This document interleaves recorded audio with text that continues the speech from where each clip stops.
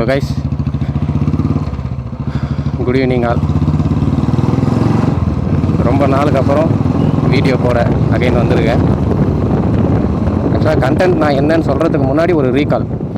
Royal Enfield bike 2018 எனக்கு அந்த வண்டி வாங்கணும்னு இருக்குது. இப்போ வரைக்கும் வாங்க முடியல. சரி, புது பைக் போய் எவ்வளோன்னு விசாரிக்கலான்னா 2,40,000 எல்லாமே டேக்ஸு, அது இது எக்ஸ்ட்ரா ஃபிட்டிங் இதெல்லாமே சேர்த்து. சரி, செகண்ட்ஸுக்கு போகலாம், ஒரு 2014 இல்லை 15 மாடல் ஒரு 70,000-80,000 கிடைக்கும், வாங்கிக்கலான்னு பார்த்தோம். பட் ஆனால் 2014 மாடலையே செகண்ட்ஸில் 1,20,000 சொல்கிறாங்க.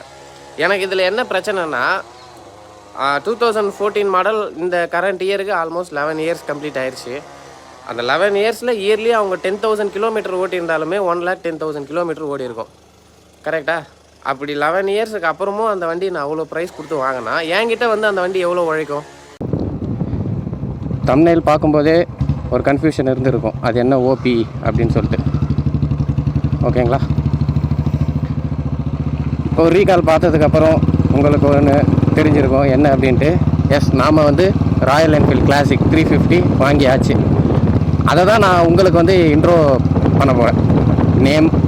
அண்ட் தென் இதில் இன்னொன்று என்னென்னா, நம்ம வண்டியில் என்னெல்லாம் ப்ளஸ் இருந்தது, என்னெல்லாம் மைனஸ் இருந்தது, வண்டியோட கண்டிஷன் எப்படி, அண்ட் தென் கூடுதலாக ஒரு வண்டின்னு செகண்ட்ஸில் வாங்கும்போது என்னெல்லாம் பார்க்கணும், எதெல்லாம் மெயினாக பார்த்து வாங்கணுன்ற அந்த டிப்ஸ் எல்லாம் தான் இதில் பார்க்க போகிறோம். வீடியோ கண்டினியூஸாக பாருங்கள், கண்டிப்பாக ஒர்த்தாக இருக்கும், யூஸ்ஃபுல்லாகவும் இருக்கும். மைக்கெல்லாம் வேறு. இப்போ நம்ம அந்த மலையோட இதுக்கு தான் போக போகிறோம், டாப்புக்கு தான் போக போகிறோம். இப்போ தெரியுது இல்லையா, அந்த மலையோட டாப்புக்கு. ஆக்சுவலி ரொம்ப நாள் நான் வீடியோ போட்டு ரொம்ப நாள் ஆனதால் கொஞ்சம் லேசி ஆகிட்டேன். எடிட்டிங் இதெல்லாம் ஓகே, அதெல்லாம் ரெகுலராக பண்ணி அது பக்காவாக இருக்குது. பட் வீடியோ அந்த கான்செப்ட் உங்கள்கிட்ட கொண்டு சேர்க்கணும் அப்படின்றது யோசிச்சு அது டக்குன்னு வரல. ஏன்னா லாங் கேப் ஆயிடுச்சு இல்லையா நம்ம போட்டு, அதனால் ஃபுல்லாக லேசி ஆகிட்டேன். பட் இதுக்கப்புறம் அப்படி விடக்கூடாது, கண்டினியூஸாக அடிக்கணும்.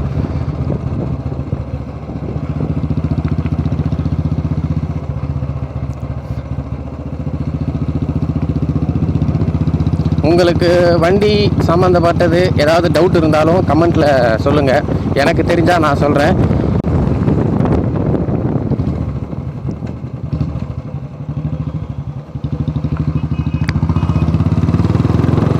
வியூ வேறு நான் எப்படி செட் பண்ணியிருக்கேன்னு தெரியல, கேமரா வாய்ஸ் எப்படி ரெக்கார்ட் ஆக போகுதுன்னு தெரியல. எப்படியோ வந்துட்டுருக்கேன். ஆனால் ஒரு நம்பிக்கை தான், நல்லா செட் ஆகும், நல்லா உட்காந்துருவோன்ட்டு. மைக் வேறு நான் உள்ளே வச்சுருக்கிறது என் வாயிலே இடிக்குது. கரெக்டாக வந்தால் சந்தோஷம்தான். இந்த பக்கம் போகலாமா இல்லை அந்த பக்கம் போகலாமா? காற்று வேறு உசு நடிக்குது. மைக்கில் உட்காந்துச்சுன்னா மைக் நல்லா வந்தால் வீடியோ போஸ்ட் பண்ணுவோம், வரலன்னா எக்ஸ்பீரியன்ஸ் பண்ணி ஃபேஸ் பண்ண ப்ராப்ளமை எப்படி சார்ட் அவுட் பண்ணி அடுத்து மறுபடியும் எப்படி வீடியோ கொடுக்குறதுன்னு பார்ப்போம். ஆக மொத்தம் நான் இந்த வண்டி கண்டென்ட்டை போடாமல் விட மாட்டேன். ஏன்னா நான் உங்ககிட்ட சொல்லிட்டேன் இல்லையா, வண்டி ஒன்று எடுக்கணும், ஆனால் அது இப்படியெல்லாம் இருக்குது அப்படின்ற மாதிரி நான் இஷ்யூ வச்சு நான் பேசிட்டேன்றதுக்காகவே நான் வீடியோ பண்ணல. பட் இருந்தாலும் ஆக்சுவலாக நான் இது நம்ம பைக் மார்ச் மந்தே எடுத்துட்டேங்க. இப்போ எடுக்கலை, ஒரு 3 மந்த் பிஃபோரே எடுத்துட்டேன். 3 மந்த் ஆயிடுச்சு. தலைவன் நல்லா ஒரு 5,000 கிலோமீட்டர் கிட்ட ஓட்டிட்டேன் இந்த 3 மந்தில். 66,000 கிலோமீட்டர் சம்திங்கில் எடுத்துகிட்டு வந்தேன். இந்த 71 சம்திங் போயிட்டுருக்கு.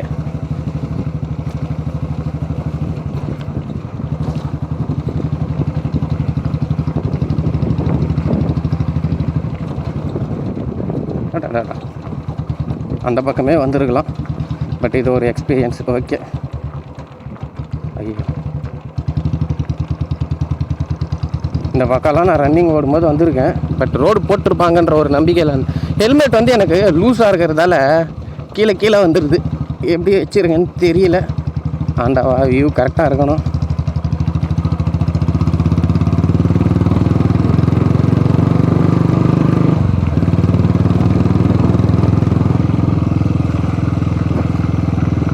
ஏதாவது கட்டை முட்டு கொடுக்கலாமா கழுத்தண்ட? ஹெல்மெட் கீழே வழுக்கிட்டு போகாமல் இருக்க. இன்னும் கொஞ்சம் தூரம் தான் மேலே டாப்புக்கு போனதுக்கப்புறம் என் செல்லக்குட்டியை உங்களுக்கு இன்ட்ரோ கொடுக்குறேன் வித் நேமோட. அது என்ன ஓபின்றது ஷார்ட் ஃபார்ம், செல்லத்தோட ஷார்ட் ஃபார்ம்.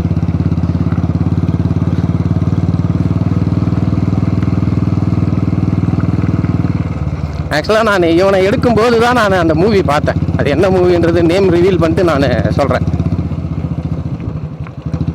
நமக்கெல்லாம் போயிட்டு வேறு என்னங்க, ஒரு மிஷினோடு போய் நம்ம வேறு எப்படி அட்டாச் ஆக முடியும் சொல்லுங்கள்? அப்படி தான் அட்டாச் ஆக முடியும்.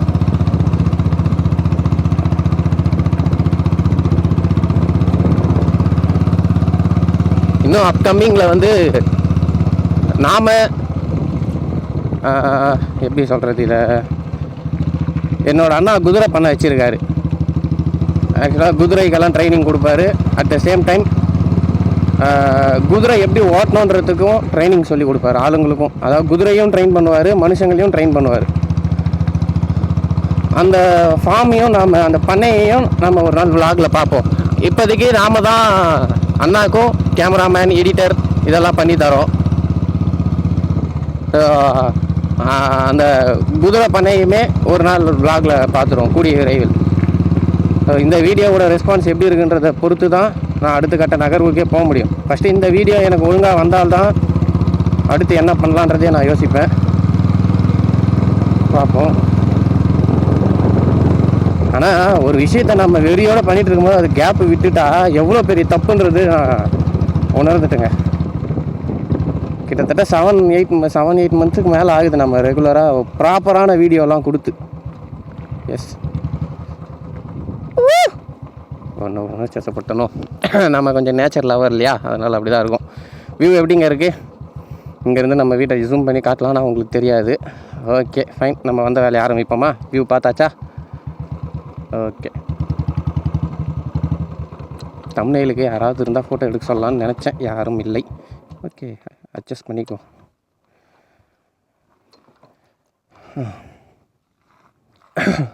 ஸோ இவன் தாங்க நம்ம ஓபி. கரெக்டாக தெரியுதா செல்லம்? கரெக்டாக காமிச்சிட்றா.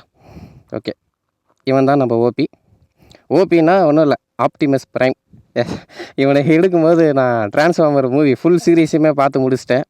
ஸோ அதில் ஆப்டிமஸ் ப்ரைம் வந்து ரொம்ப மாஸ் இல்லையா? ஸோ அதனால் இவனுக்கும் அதே பேரே வச்சேன். நம்ம டிஸ்கவருக்கு பம்பிள் பி, அது என்னோடய ஃபேவரேட்டுங்க டிஸ்கவர். ஸோ டிஸ்கவருக்கு வந்து பம்பிள் பி. நான் ஹெல்மெட்லேயே மவுண்ட் பண்ணி தான் உங்களுக்கு நான் காட்டுறேன் வண்டியை. ஸோ கரெக்டான வியூவில் காட்டுறேனான்றது தெரியல, வீடியோ எடிட் பண்ணும்போது தான் எனக்கே தெரியும். அப்படி ஏதாவது இருந்துச்சுன்னா கொஞ்சம் அட்ஜஸ்ட் பண்ணிக்கோங்க. வண்டியோட நம்பர் 9696 அரக்கோணம் வண்டி. ஆக்சுவலாக ராயல் என்ஃபீல்டு நம்ம தேடும்போது ரொம்பவே ஃபைட்டு, நிறைய ஆர்கியூமெண்ட்ஸ். ஸோ அந்த மாதிரிலாம் இருக்கும்போது நான் ஃபஸ்ட்டு வண்டின்னு பார்த்து நேரில் போய் பார்த்தது இந்த வண்டியை தான். இவனை தான் பார்த்ததுமே தூக்கிட்டேன். நிறைய வண்டி பார்த்தோம், பட் என்னோடய ஃப்ரெண்ட்ஸு, தெரிஞ்சவங்க, அந்த நியர்பையில் இருக்கிறவங்க, இவங்களெல்லாம் வச்சு தான் நான் போயிட்டு பார்த்தேன். பட் நானாக நேரடியாக போயிட்டு பார்த்தது இவங்க ஒருத்தனை தான். பார்த்த 15 மினிட்ஸ்லேயே தூக்கிட்டேன். ப்ரைஸ் வந்து பார்த்திங்கன்னா 72,000 நான் வாங்கினது. 2014 மாடல் BS3. ஸோ ஓகே, இப்போது வண்டியில் என்னென்ன பெனிஃபிட்டுன்றதை பார்த்துருவோம். ஓவராலாக எனக்கு இன்ஜினில் எந்த ஒர்க்குமே வைக்கல இப்போ வரைக்கும். எடுத்து 3 மந்த்து இதை 5000 கிலோமீட்டர்ஸ் ஓட்டிட்டேன். இப்போ வரைக்கும் எந்த ஒரு ப்ராப்ளமும் எனக்கு இன்ஜினில் வைக்கல. செயின் ஸ்ப்ராக்கெட், சஸ்பென்ஷன்ஸ் ஓவராலாக ஓகே. ஒயரிங் எல்லாமே சூப்பராக இருக்குது, பேட்ரி எல்லாம். பட்டு நெகட்டிவ்னு பார்த்தோம்னா சின்னது இந்த பேக் ரெஸ்ட்டு, சீட்டோட அந்த ஃப்ரேம், உள்ளே வர ஃப்ரேம் ஹோல்டரு இதெல்லாம் போயிட்டு இருந்துச்சு. நானே ரெடி பண்ணேன். அது ஒரு 800 ஆச்சு. இண்டிகேட்டர் ஒன்று உடஞ்சிருக்கு அது. அண்ட் தென் மெயினாக இது தெரியுமான்னு தெரியல வீடியோவில், இந்த கார்பரேட்டரில் இங்கே வந்து ஒரு ஐடியல் ஸ்க்ரூ ஒன்று வருங்க. இது ஆக்சுவலாக நானாக மாடிஃபை பண்ணி போட்டிருக்கேன் இந்த ஸ்க்ரூவை, ஐடியல் ஸ்க்ரூ. இந்த ஸ்க்ரூ வந்து கட்டிங் பிளேயரில் நசுக்கி அப்படி ஏற்றிட்டு இருந்தாங்க. ஸோ அதையுமே ரிமூவ் பண்ணிவிட்டு மாடிஃபை பண்ணி போட்டிருக்கேன்.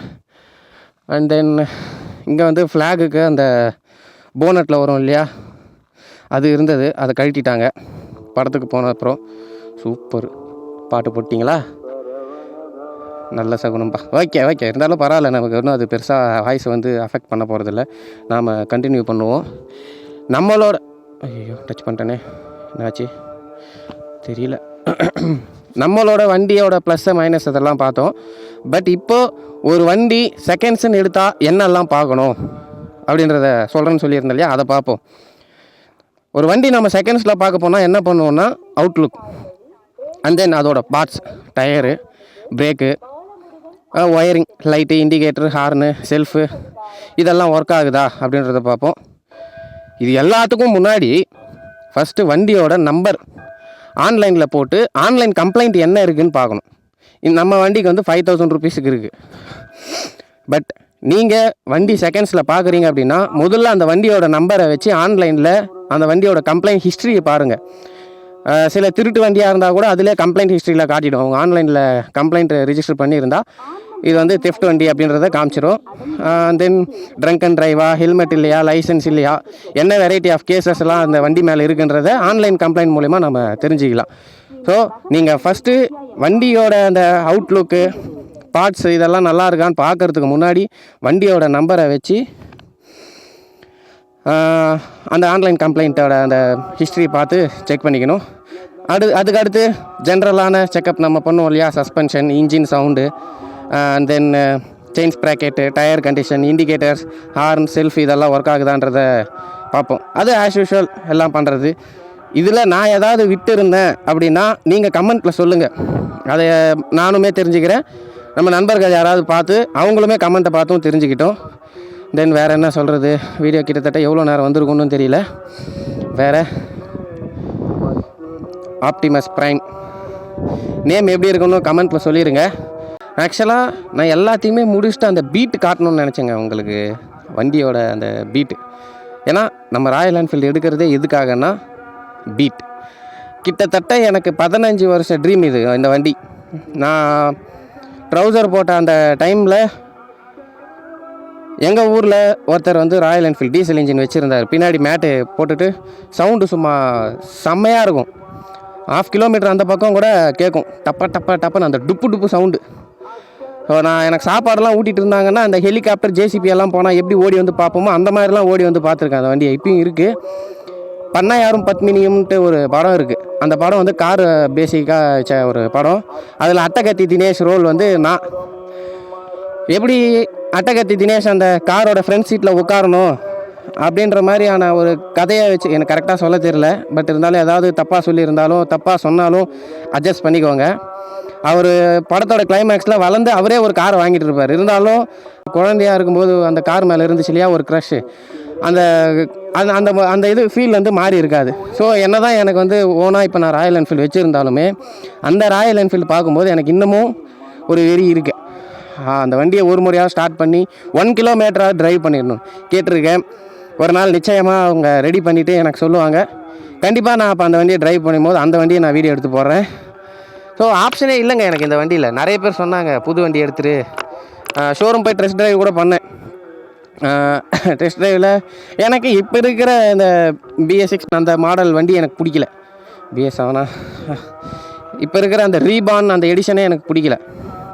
டிசைன் வைஸ் எதுவுமே எனக்கு வந்து பிடிக்கல. ரொம்ப ஸ்மூத்தாக இருக்குதுன்னு நினைக்கிறேன். அந்த அந்த இதுவால் ரீசனால் நான் அவாய்ட் பண்ணிட்டேன். ஸோ அதனால் ஓல்டு மாடல் தான் எனக்கு வேணும்னு.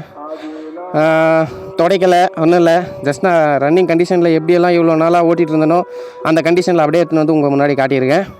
யாரும் தவறாக எடுத்துக்கண்டா. அந்த இதுவில் புது பொண்டாட்டி மாதிரி நல்லா தான் பொத்தி பார்த்துக்கிட்டேன் இவரை.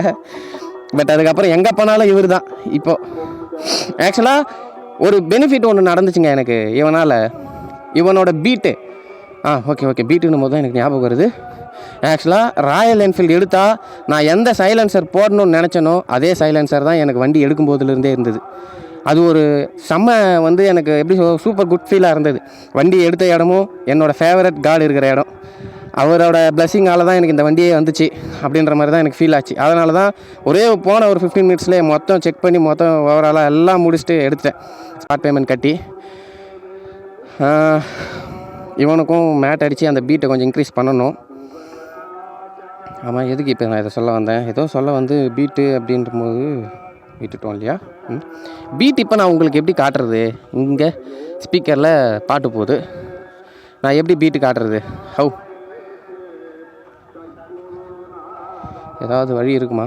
இல்லை நான் ஓட்டிகிட்டு வரும்போது பீட்டு கேட்டுச்சுங்களா உங்களுக்கு? கேட்டிருக்காது. நான் செக் பண்ணால் தானே தெரியும். செக் பண்ணால் தானே. ஓகே, நான் செக் பண்ணுறேன். இருந்தாலும் கொஞ்சம் இங்கேருந்து தள்ளி போயிட்டு இல்லை வீட்டுக்கிட்டே போயிட்டு கூட நான் உங்களுக்கு மைக்கு தனியாக வச்சு பீட்டு நான் உங்களுக்கு காட்டுறேன், வண்டியோட பீட் எப்படின்னு. Yes yes yes yes yes ஒரு பாயிண்ட் மிஸ் பண்ணிட்டேன். பீட்டுன்னும் போது ஏதோ சொல்ல வந்து எங்கேயோ போயிட்டேன்னு சொன்னேன் இல்லையா? எஸ் அஃப்கோ மறந்துட்டேன் மறுபடியும். ஞாபகம் வந்துருச்சு. இவனால் எனக்கு ஒரு ப்ளஸ்ஸுங்க. ஆக்சுவலாக இதுக்கு முன்னாடி வந்து இந்த டவுனில் என்னை வந்து அவ்வளோவா தெரியாது. என்னோடய ஊரில் தெரியும், ஓகே, ஒரு சிலருக்கு தான் தெரியும் அப்படி. பட் இவன் வந்ததுக்கப்புறம் இவனோட பீட்டால் என் பேர் மட்டும்தான் யாருக்குமே தெரியாதே தவிர, இந்த சவுண்டு கேட்டாலே நான் தான் எல்லாருக்குமே தெரியுது. நான் சொல்கிறது வந்து சுற்றுப்பத்து ஊர்லேன்னு இல்லை, நான் எங்கே போனாலும் சரி, ரெகுலராக நான் எந்த ரூட்லலாம் போகிறேனோ அந்த ரூட்லலாம் இந்த சவுண்டு கேட்டாலே என் ஞாபகம் தான் வருது எல்லாருக்குமே.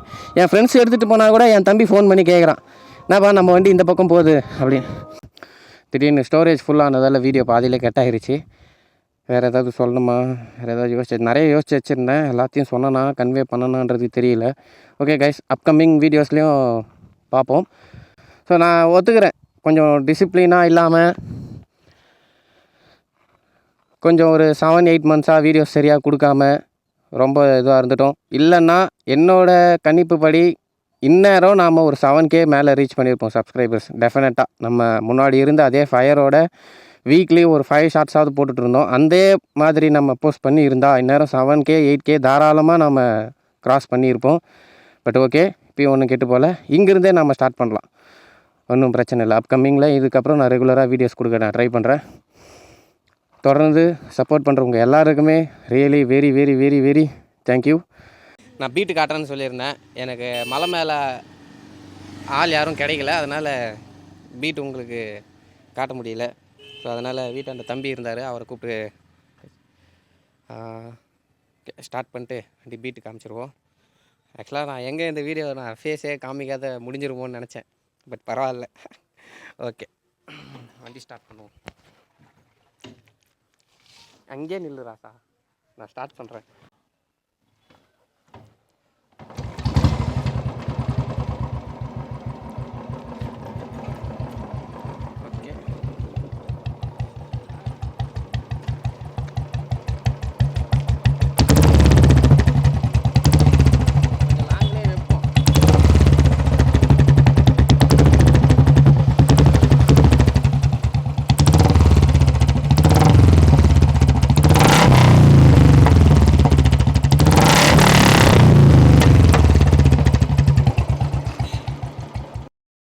சவுண்டு ஹெவியாக இருக்கிறதால நல்லா கேப்சர் ஆகிருக்குமான்றது தெரியல, இதெல்லாம் அட்ஜஸ்ட் பண்ணிக்கோங்க. மறக்காமல் இந்த வீடியோவை லைக் பண்ணி ஷேர் பண்ணி நம்ம சேனலுக்கு புதுசாக இருந்தீங்கன்னா சப்ஸ்கிரைப் பண்ணிக்கோங்க. அப்கமிங் வீடியோஸில் பார்க்குறேன். ஓகே.